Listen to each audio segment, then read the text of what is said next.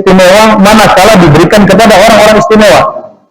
Kalau sesuatu istimewa hanya diberikan kepada orang biasa, ditakutkan dia tak tahu kadarnya, Pak. Maka pada saat itu pistol itu berharga manakala di tangan polisi, di tangan tentara. Tapi kalau di tangan anak-anak dianggap mainan, salah pakai gelebar batunya.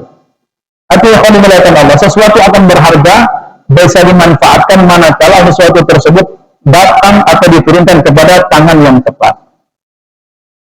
Nah, berbicara tentang Al-Quran, maka kita bicara tentang kebaikan Allah Subhanahu wa Ta'ala, karena Allah menyatakan dalam Al-Quran, wa kana bil mu'minina rahima.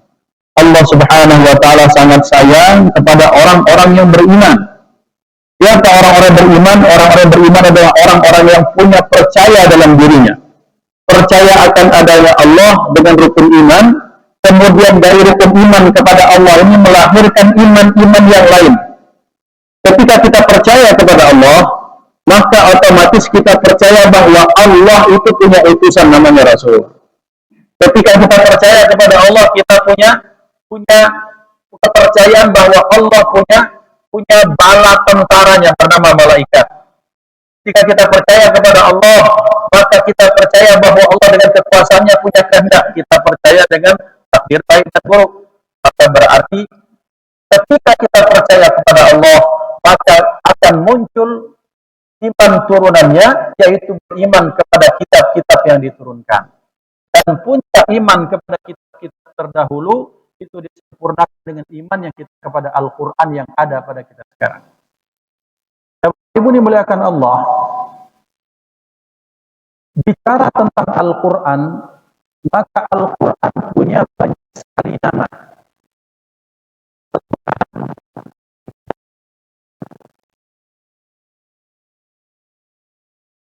Itu menunjukkan bahwa Al-Quran kitab yang istimewa. Al-Quran itu artinya bacaan dan tidak akan jadi bacaan kalau dia tidak dibaca. Namanya bacaan. Tidak dibaca, berfungsi tidak berfungsi. Maka berarti ketika mengapa para ulama kemudian berijma, konsensus ulama bahwa kitab ini secara mujma' alaih itu disebut sebagai Al-Quran. Bahwa supaya kita sebagai umat berlomba-lomba untuk membacanya sesuai dengan ayat yang pertama, Iqra bismi rabbikal ladzi khalaq. Profesor Dr. Nasruddin Umar dengan mengambil pendapat para ulama bahwa beliau menyatakan menjelaskan kata-kata Iqra. Wahyu yang pertama turun bukan suratul Fatihah. Harus kita sepakati bahwa wahyu yang pertama turun bukan suratul Fatihah, bukan surat Al-Baqarah, bukan surat Al-Ikhlas, bukan Al-Mu'awwidhatain, Al-Falaq dengan An-Nas. Yang pertama turun adalah surah Al-Alaq 1-5. Berbunyi Iqra, bacalah. Apa semangat Al-Quran? Semangat Al-Quran datang dengan revolusi yang nyata. Bapak Ibu dimuliakan Allah, berpuncaknya kepada teknologi, kepada informasi, kepada sosial, politik, budaya. Berakhirnya dengan kebudayaan dan peradaban. Kebudayaan dan peradaban tidak muncul kecuali dari satu gemaran seseorang untuk membaca. Maka ayat pertama Allah turunkan kata-kata Iqra. Berarti ini ayat memberikan perintah yang nyata, wahai manusia, bukalah jendelamu, buka wawasanmu, buka hatimu, gunakan mata, telinga, hatimu, pikiranmu untuk membaca. Karena kenapa? Karena wahyu yang pertama yang Allah turunkan adalah Iqra, yang artinya baca. Berarti umat Islam, apalagi yang mengaku beriman kepada Allah, harus banyak-banyak membaca. Kata Iqra ya ikhwan, qara'a yaqra'u qira'atan wa qur'anan wa maqra'an wa huwa qari' wa dzaka maqru' iqra' la taqra'. Saya kira seperti itu. Bacalah wahai Muhammad. Kata-kata baca ini kata kerja yang membutuhkan objek. Saya membaca koran. Saya membaca buku. Saya membaca, kalau kecil dulu aku hobi baca Wiro Sableng. Saya membaca Kopinghu misalnya. Saya membaca buku sejarah. Zaman dulu buku PMP. Atau zaman bapak-bapak dulu pelajaran saya membaca buku Budi Pekerti. Itu buku dibaca karena kata kerja baca membutuhkan objek. Tapi ternyata di dalam Al-Quran kata-kata Iqra yang artinya baca tak kate, Pak. Menjurang penamaran tak naruh. Apa yang dibaca itu tak kate. Iqra, kata yang harus dibaca. Maka para ulama memberikan kaidah bahwa ketika satu kata kerja yang membutuhkan objek, ternyata objeknya tidak disebutkan, maka berlakulah makna secara umum. Berarti Iqra itu maknanya sangat luas, sangat umum dan universal. Apa? Yang pertama, Iqra itu satu, umat Islam sesuai dengan firihabil Quran. Di bawah naungan Al-Quran. Satu, umat Islam sesuai dengan nuzulul Quran harus hobi banyak-banyak membaca. Artinya kita membaca dalam artian betul-betul baca secara letterless. Letterless itu mana misalnya? Kita baca Al-Quran, kita belajar dari alif, ba, ta, sa, sampai ya. Itu Iqra namanya. Kemudian selanjutnya, makna Iqra ini, dari makna Iqra ini memunculkan ilmu-ilmu yang indah. Seperti ilmu apa? Seperti ilmu tajwid. Kalau nun mati bertemu dengan ba jadi iqlab. Itu berasal dari kata Iqra yang pertama. Maka dari disiplin ilmu makna yang pertama ini, kemudian muncul betapa banyak keajaiban luar biasa. Kata Ibu, sehari 2 hari ke belakang ini viral. Ada seorang qari dari Bima, dari Lombok, juara 1 membaca Al-Quran, musabaqah tilawatil Quran internasional, budak Indonesia, dari Lombok, Muhammad Nuri kalau ada nama. Artinya apa? Artinya dengan fadilah Iqra yang pertama, baca Quran dengan bacaan, kemudian baca Quran dengan tajwid, baca Quran dengan irama, melahirkan orang-orang yang dimuliakan Allah Subhanahu wa taala. Dari Iqra yang pertama muncul ustaz dan ustazah yang ngajari ngaji. Mereka orang-orang yang ikhlas, yang saya sering sekali ingatkan kepada diri saya dan kita semua. Tolong kita orang-orang tua, tolong kita berterima kasih kepada guru ngaji, Bapak dan Ibu. Kenapa? Karena mereka lah yang menjadi orang yang membawa beban kita di akhirat. Ngajari ngaji, kalau kita baca ayat ya ayyuhalladzina amanu qu anfusakum wa ahlikum nar. Hafal gitu kan? Wahai orang-orang beriman, jaga dirimu, jaga keluarga dari api neraka. Kewajibannya go anak bini dari kaum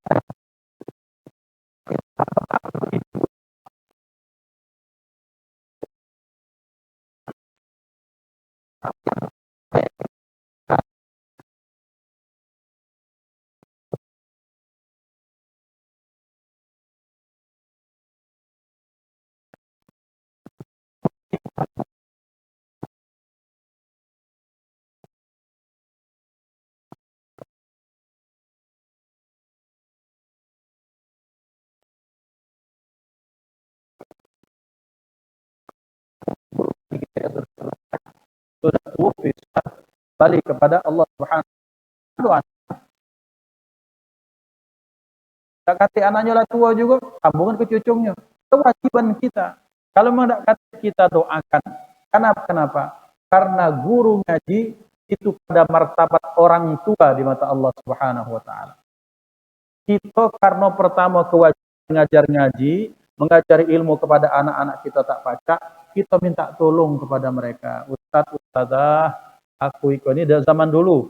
Ada mamang, bibi, ada guru, ada kiai, ada mangaji, istilah dulu. Mangaji atau Pak Haji, Ustaz, ustazah, kiai. Karena aku tidak sempat, itu satu. PG, Lembang, banyak gawe. Karena aku banyak gawe. Yang kedua karena aku memang tidak pacak, jujurnya aku tidak pacak ustaz misalnya, nak ngajar ngaji. Jadi aku minta tolong anakku ini tolong ajari ngaji.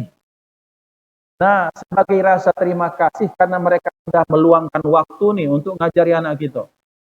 Menghabiskan tenaga, berkorban untuk dia punya pekerjaan lain, kita minta tolong dengan kita bawa sembako, bawa beras berapa canting, bawa minyak tanah zaman dulu. Yang ada kelapa bawa kelapa, yang bawa ayam, yang ada ayam bawa ayam. Itu kenapa? Karena perwujudan hijab kabul kita terhadap tugas yang Allah embankan kepada kita, minta tolong kepada orang lain. Ini harus dipahamkan, Pak. Sekarang ini banyak tidak paham.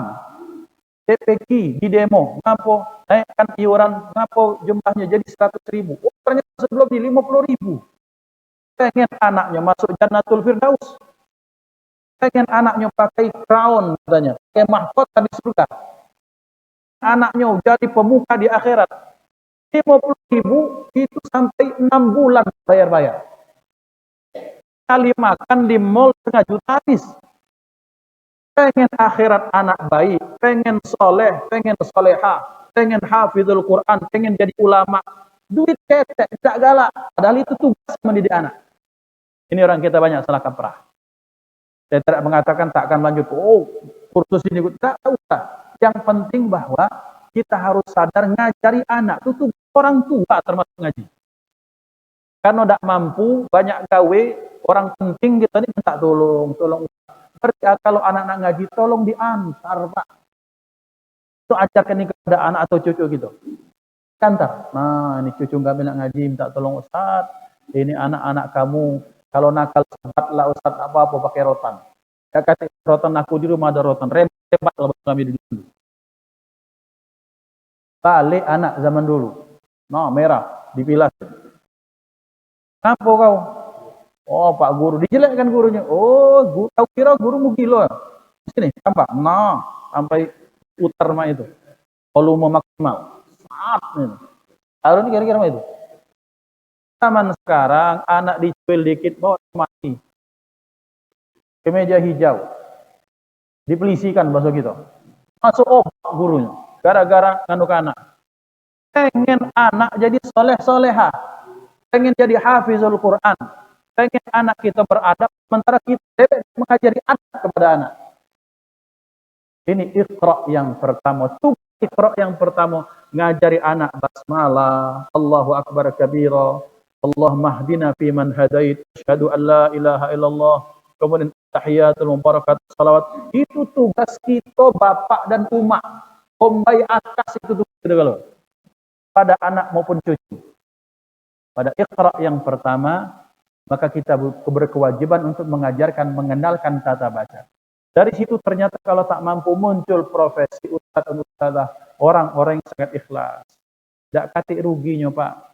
Kita nih kadang maaf misalnya, masuk ke hotel. Sekali-kali pernah masuk ke hotel ya, bawa keluarga, unjuk latif budaknya yang apa, rumboy apa segala macam. Unjuk 50.000. Itu tadi ngaji itu empot-empotan ngajar anak.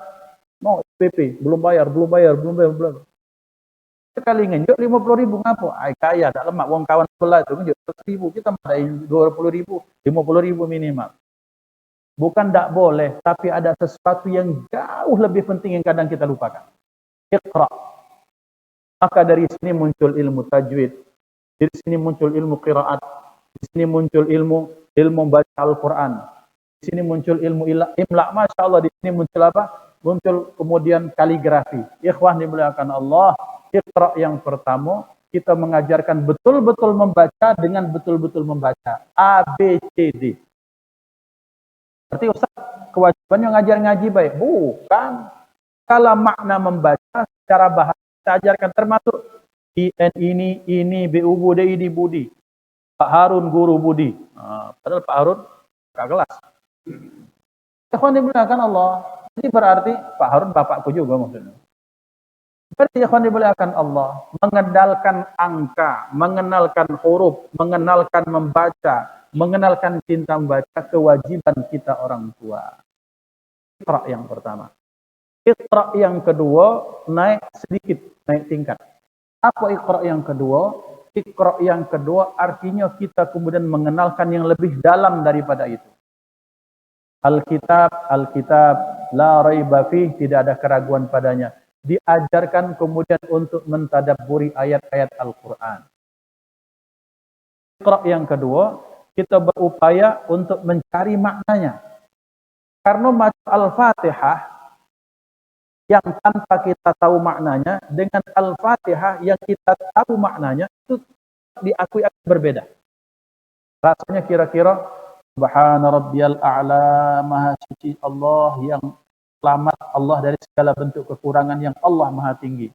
Sambil itu, kita sentuhkan dahi yang kita anggap mulia kepala ini. Kita nih Pak, zaman kita dulu, mungkinlah agak berubah sekarang. Zaman dulu, jangankan megang kepala, nyenggol, bebas ya betujahan. Apalagi sampai orang nyecul kepala, maksud gitu. Betapa sangat kita muliakan kepala, terutama di Sumatera Selatan ini. Tiba-tiba yang kita anggap mulia ini, pakai rendah, dia menyentuh tanah, menyentuh lantai, yang maaf bahkan pantat lebih tinggi daripada kepala. Oh ternyata ya Allah, memang betul yang tinggi itu adalah Engkau, yang mulia adalah Engkau. Aku dihina ya Allah. Otak yang kuanggap pintar, ternyata itu pintar sama itu baik. Maka diajarkan Subhana rabbiyal a'la, maha suci Allah, Tuhanku yang maha tinggi.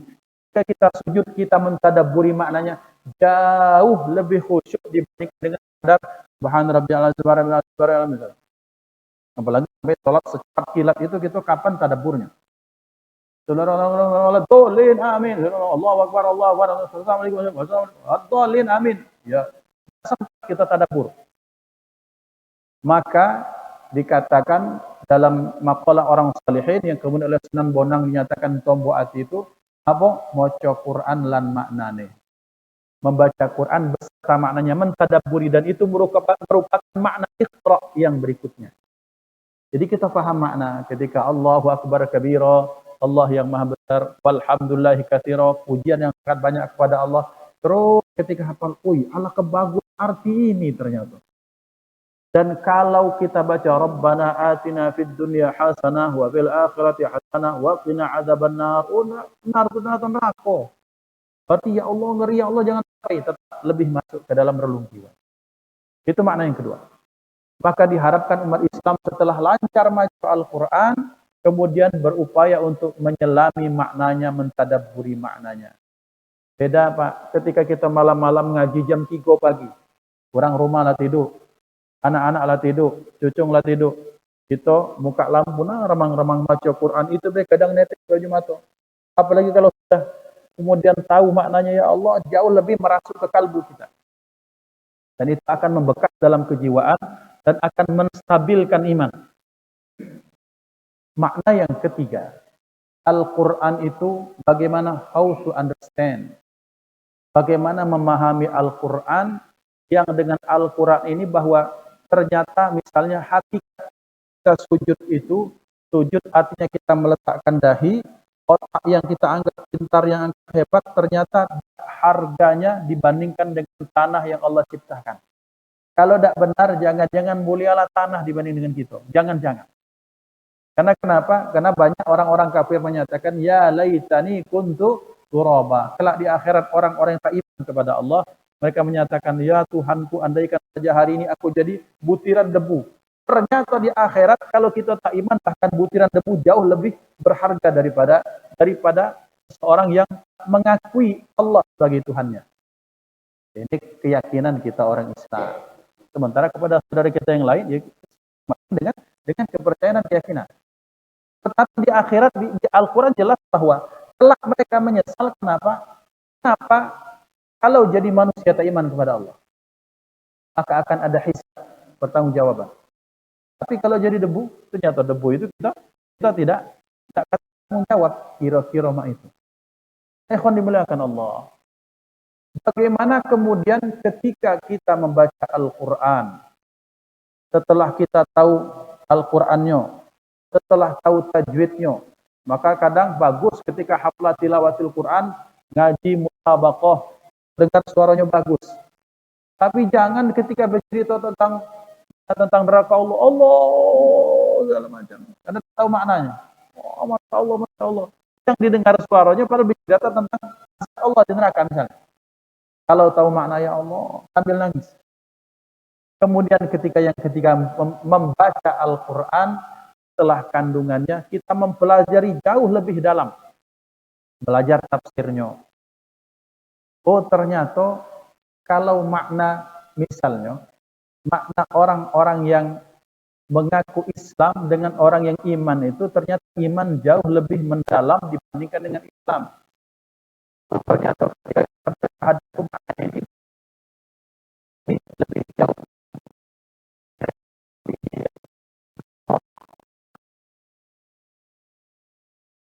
Pengertian yang mendalam. Yang keempat, Iqra yang berikutnya, bahwa ketika kita membaca Al-Quran, bagaimana kita mengeksplor Al-Quran. Apa hal baru yang bisa kita keluarkan dari hal ini? Bapak dan Ibu, ada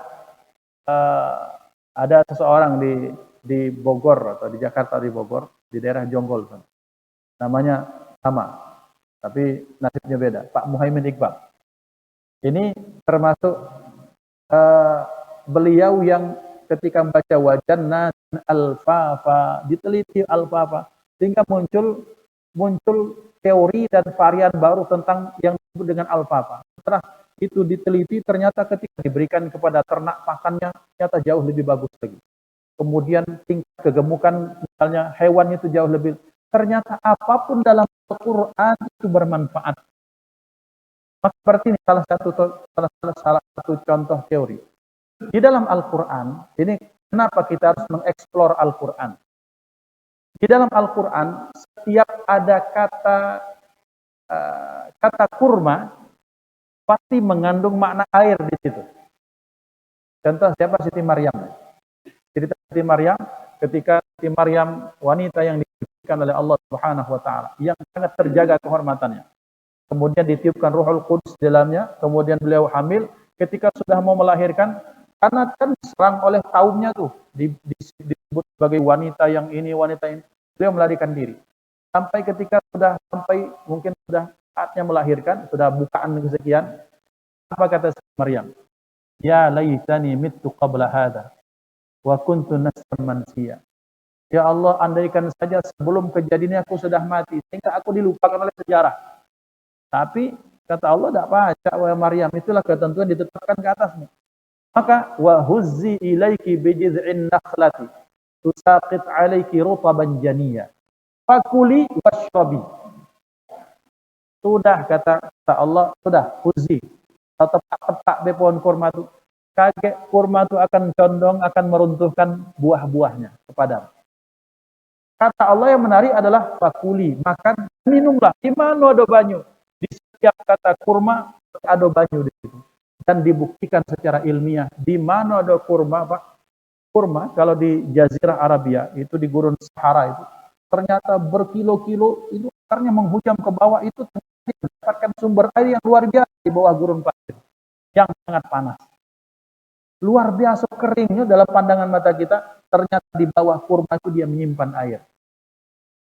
Berarti kurma termasuk tanaman yang menjaga unsur hara, menjaga, menampung air. Beda dengan misalnya, maaf, bukan harus menjelek-jelekkan tumbuhan, enggak, sawit.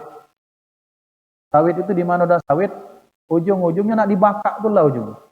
Kenapa? Karena dia menghabiskan unsur hara, dimakan sampai kering, kemudian supaya dia ada pupuk, dibakar oleh orang di Riau sana, baru punya Malaysia ya.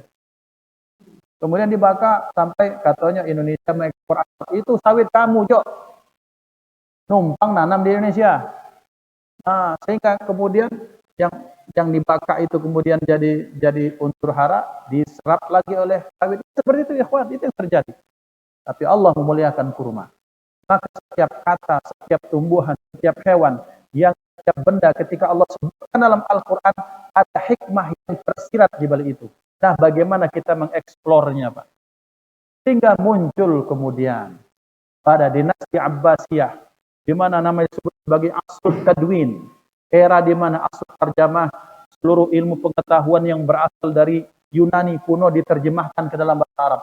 Kemudian setelah itu dipelajari lagi, kemudian ayat Al-Quran dipelajari, muncul teori matematika, algoritma, aljabar, muncul penemuan lensa, menemu kornea mata, muncul penemu ilmu kesehatan modern, ilmu sosiologi.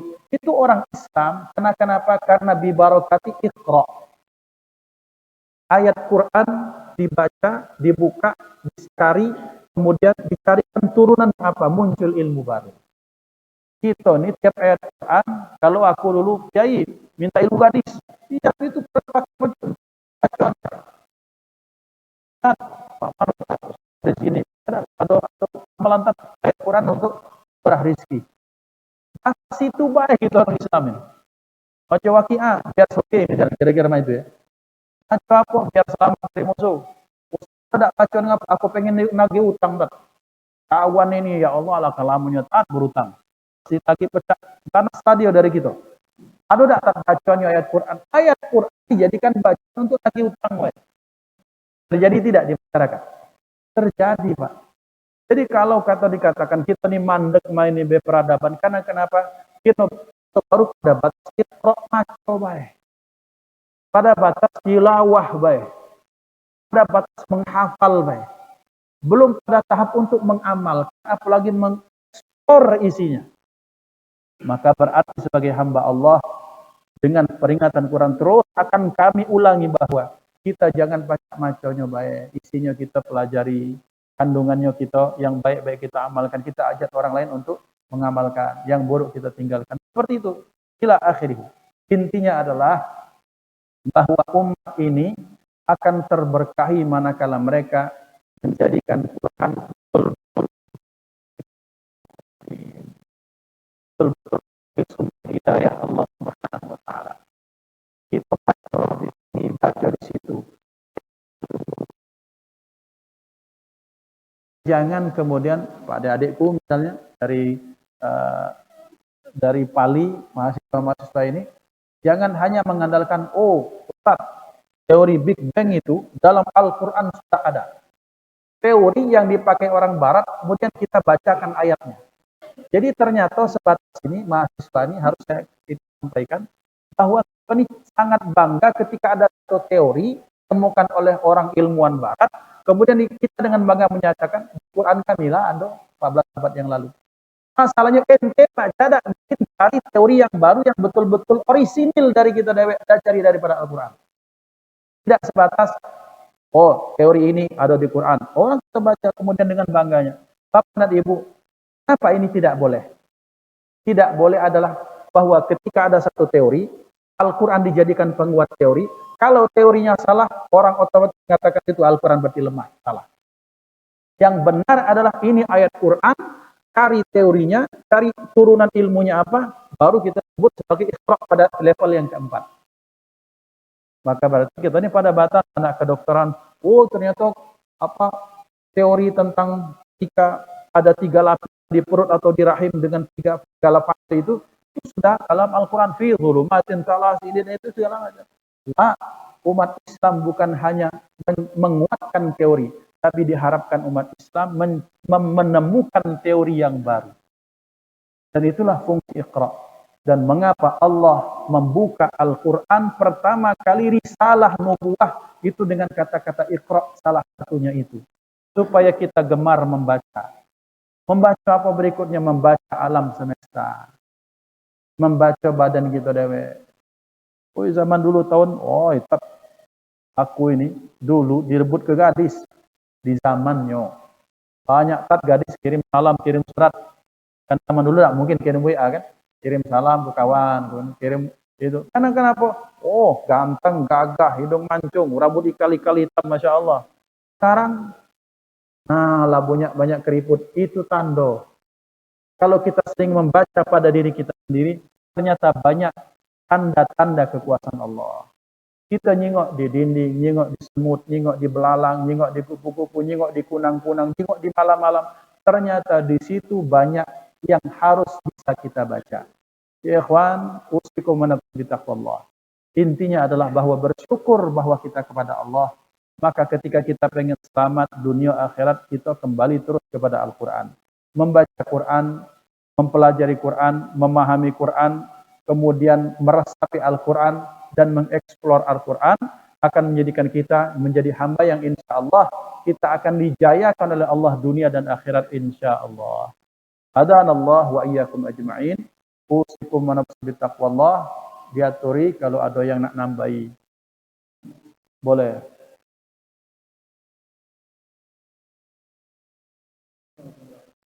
Waalaikumsalam warahmatullahi wabarakatuh.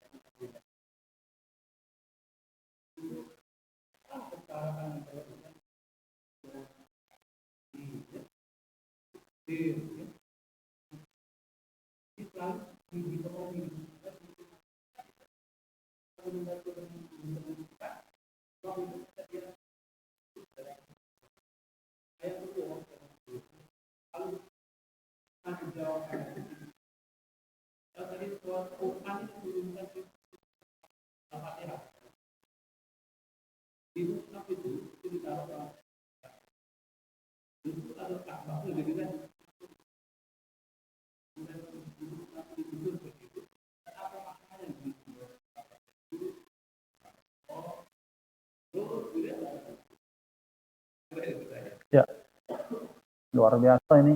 Ajib pertanyaan, Masya Allah. Jazakumullah khair.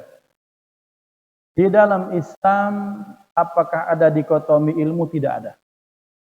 Tak kate, Pak. Cuma maaf, akhirnya mungkin dengan alasan mempermudah zaman dulu, kemudian kalau madrasah depak. Kalau sekolah SDN itu Mendikbud zaman dulu kan. Dalam Islam tidak ada dikotomi ilmu. Yang ada adalah ilmu yang wajib kita pelajari secara aini, pribadi. Ada ilmu wujudnya kifayah. Bagaimana maksudnya? Yang wajib itu kalau sholat hukumnya wajib tidak? Pribadi masing-masing. Berarti ilmu tentang sholat, wudhu, toharo, mandi wajib, najis, hukumnya wajib. Selebihnya itu menjadi kifayah. Apa saya belajar? Saya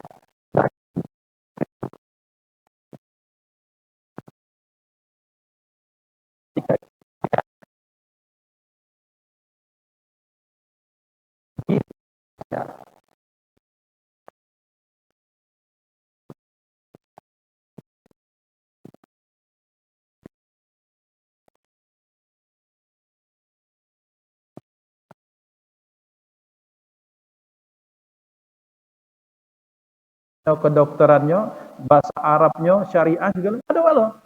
Kita IAIN, baru sekarang UIN, baru kemudian ada kedokteran. Zaman dulu mereka dari awal tidak ada dikotomi ilmu. Kalaupun nak dikotomi adalah dibedakan ilmu ini sifatnya adalah fardu ain bagi kita untuk belajar. Salat hukumnya wajib, belajar ilmu salat hukumnya wajib. Di situ dibedakan. Nah, jadi kemungkinan zaman dulu orang-orang kita para pejuang atau orang-orang terdahulu itu, kenapa mereka seolah-olah mendikotomikan? Mereka berharap ada kemudahan dalam administrasi. Mungkin kita berhusnuzan. Tapi intinya tidak ada dikotomi. Oh, matematika ilmu orang kafir lah. Matematika penubuhnya banyak orang Islam. Teori-teorinya orang Islam. Nah, jadi tidak ada dikotomi ilmu. Ya, ilmu kok dari Allah kalau. Maka sekarang, apakah kedokteran ilmu non-syar'i? Ilmu syar'i. Karena kenapa? Dengan kita belajar ilmu kedokteran, ilmu itu, kita temukan betapa benarnya firman Allah dalam Al-Quran. Jadi, wah kalau tafsir, berarti dia ilmu syariat. Belum tentu, banyak yang kalau sudah belajar dijual agamanya, naudzubillah dengan alasan apapun. Ada oknum. Artinya dalam Islam tidak ada dikotomi ilmu, karena ilmu semua dari Allah Subhanahu wa taala. Hatta ilmu mekanik yang penting niatannya benar. Ilmu itu dilihat dari satu, makmano niatnya, kedua makmano dipergunakan untuk apa. Itu nih salahnya, Pak. Keliru lah kalau tidak salah. Kita dewek yang kadang kemudian membagi ilmu itu tujuannya yang kita bikin salah anak-anak kita. Nah, daripada kau kuliah di sini, lemak kau kuliah di sini. Ngapa, Pak? Itu kan bergengsi, nah. Kalau kau dapat beasiswa, satu gratis. Yang kedua, kaget kau pasti dapat gaji. Lemak kau dapat duit. Nah, ilmu untuk cari duit. Siapa kita dewek yang ngajari anak-anak. Hatta nak ngapal Quran 5 juz, 10 juz ngapal baca masuk free gratis. Hatta agama, hatta Al-Quran dipakai untuk niat yang salah kepada anak-anak kita. Itu nak kuliah 20 juz, itu tanpa sehingga anak-anak itu dalam benak, ya aku ngapal Quran untuk masuk SP. Alangkah murahnya Al-Quran. Tidak ada dikotomi ilmu. Yang ada adalah setiap ilmu manakala kita diniatkan untuk mengenal kebesaran Allah, itulah ilmu syariat itu namanya. Yang kedua, ketika belajarnya benar. Cara ilmu itu, bahwa ketika ilmu itu memang dengan guru, sopan santunnya, adabnya, segala macam. Sekalipun jadi umum, sama menuntut ilmu itu semuanya sama. Ngaji, nak dosen di kelas, nak guru ngaji, dia sama be adabnya. Yang ketiga, ketika selesai, ilmu itu dipakai untuk manfaat atau tidak. Ada ilmu dipakai untuk cari gawe. Nah, selesai. Itu hanya untuk cari gawe. Kata S2, S3 ngapa? Yang penting baca naik rata-rata. Kalau dia BPJS, kalau sakit baca masuk VIP. Nyari ilmu, nyari ini supaya sakit maksudnya. Kan ditanya, ngapa kau ini S2? Kalau S2 ini kan naik tingkat, kalau masuk BPJS itu ruangannya ya ruangan dewek, tidak bercampur bertiga. Lah, mana nyari ilmu supaya dapat BPJS misalnya, supaya itu kan murah nih. Ini mentalitas. Dalam Islam tidak ada dikotomi ilmu. Tidak ada pengotak-ngotakan ilmu. Ini ilmu agama. Ini bahasa Inggris belum kafir. Dah kata. Aku nyesal lah belajar bahasa Inggris. 13 tahun di Freeport. Banyak bekerja dengan bule. Sementara bule itu orang yang sangat open minded, Pak. Ketika mereka jelaskan Islam dengan rasional, mereka mau masuk Islam. Karena mereka orang yang sangat make sense, open minded. Ketika terima, masuk akal, terima enggak lah. Tapi itu karena belajar bahasa Inggris yang awalnya dianggap bahwa wah ini orang kafir. Kalau kita tidak baca bahasa Inggris, siapa nak dakwah di Amerika? Ini kesalahan berpikir orang kita. Bahwa berarti tak pembedaan ilmu dari Allah galuh. Ilmu politik, sosial, budaya, segala macam. Itu kita kembalikan ranahnya ilmu dari Allah. Yang penting niatnya, caranya diapukan. Gitu. Hatta Pak, belajar masuk pesantren. Tapi niatnya salah, Allah tak ridho. Barang siapa dalam hadis. Barang siapa belajar ilmu. Untuk muyan ke wong awam. Untuk mudi ke ngawe ke wong awam. Orang yang tidak paham agama. Atau untuk kayak keren-kerenan pacak mendebat para ulama, ustaz. Itu ada dalil, aku ada dalil. Bebala dalil, akhirnya keren. Oh keren, itu banyak hafalan. Allah akan masukkan ke neraka. Quran ini hati-hati. Berarti niat sangat penting. Pertama yang paling harus kita kenalkan kepada anak-anak dalam beraktivitas, kenalkan, ajarkan niat kepada mereka. Pesantren niat karena Allah, SMP niat karena Allah, masuk perguruan PTN misalnya karena Allah, masuk ke UIN karena Allah, yang ujung-ujungnya ketika kau sudah dapat ilmu juga untuk Allah Subhanahu wa taala. Itu yang pertama. Yang kedua tadi yang pula lupa. Oh, susunan ayat. Sayyidina Ali kamarallahu Pak. Sayyidina Ali itu punya mushaf itu bukan dari Al-Fatihah. Tapi dari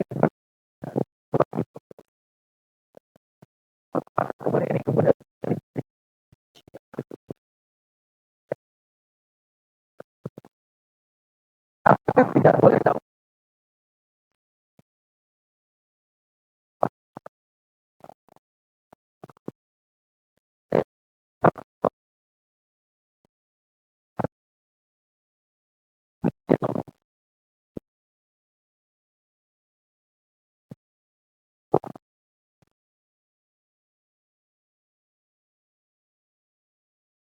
Dan Jibril dari Allah Subhanahu wa taala. Jadi penetapan Al-Fatihah, Al-Baqarah, Ali Imran, Nisa, Al-Maidah sampai ila akhirih itu berdasarkan hadis tunjuk dari Nabi Muhammad.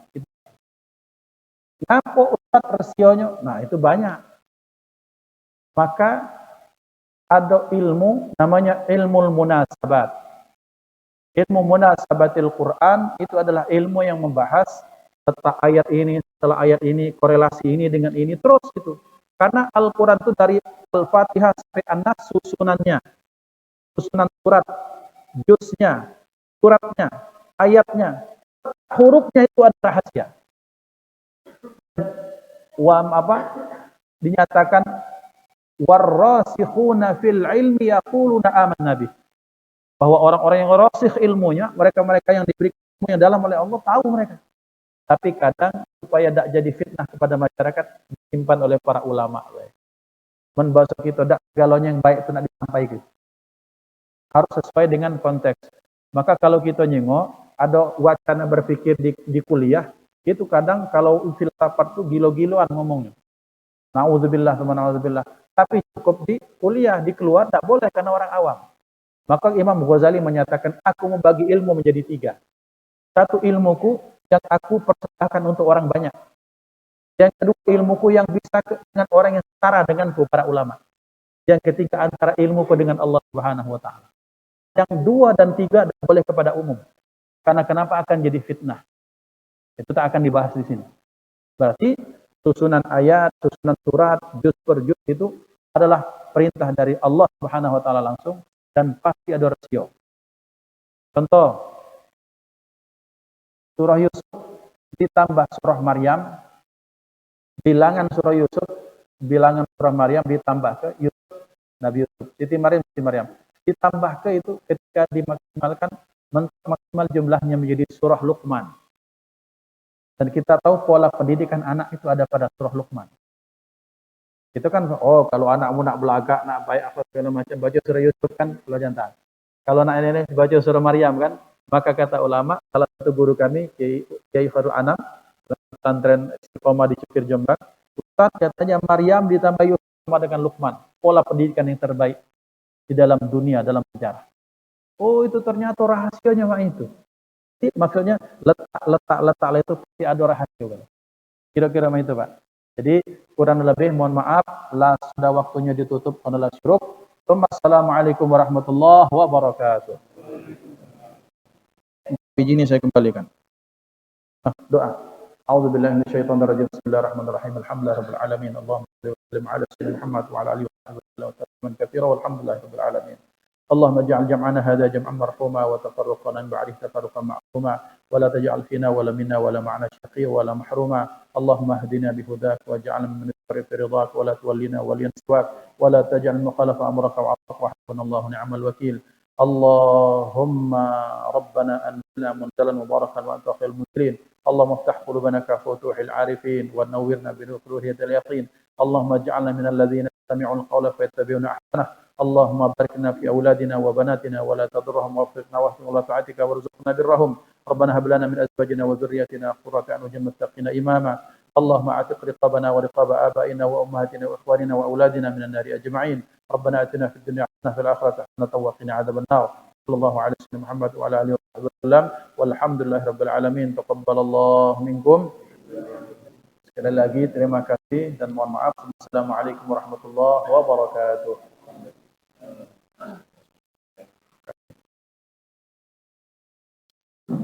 Kiri ya? Kiri. Iya.